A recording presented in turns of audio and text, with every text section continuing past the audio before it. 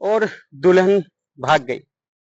नहीं, यह शीर्षक नहीं किसी सीरियल का, न किसी फिल्म का, बल्कि हकीकत है रतलाम के एक पीड़ित युवक की, जिसने सपने संजोए थे, एक युवती से शादी की, 7 जन्मों का बंधन उसके साथ बांधा, लेकिन वो एक माह भी उसके साथ नहीं रुक पाई। और न सिर्फ उस युवक के, उस पीड़ित के सपने लेकर चली गई, बल्कि नकदी और ज्वेलरी लेकर भी भाग निकली लुटेरी दुल्हन।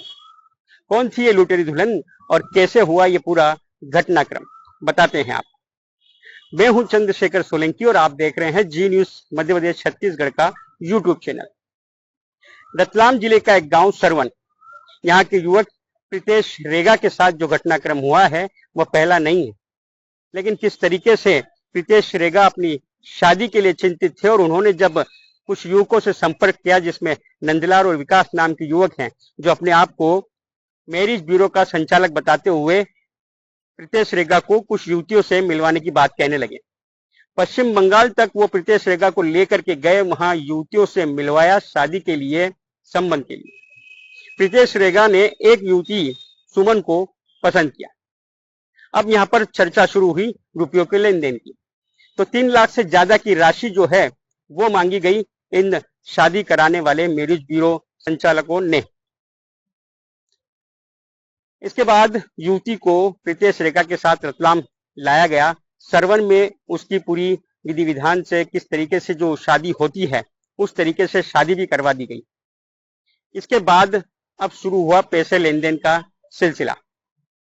जो दलाल थे उन्होंने अलग अलग अकाउंट में जो है राशि डलवाई और ये राशि हो गई 3,12,000 से ज्यादा।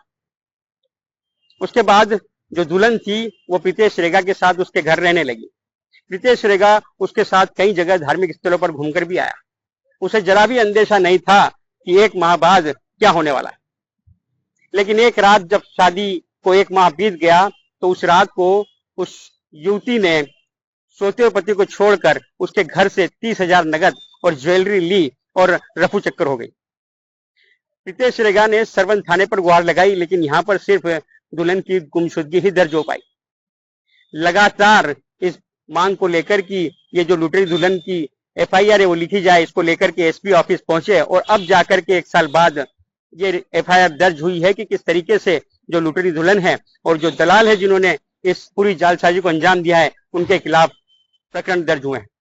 पुलिस आरोपी की तलाश कर रही है, लेकिन घटना एक बार फिर ये बता रही है कि किस तरीके से ये लुटेरी दुल्हन के मामले अब भी जारी है। लोगों को सचेत होना होगा, पूरी पड़ताल करनी होगी, उसके बाद ही इस तरीके की चीजें जो हैं वो की जाना चाहिए।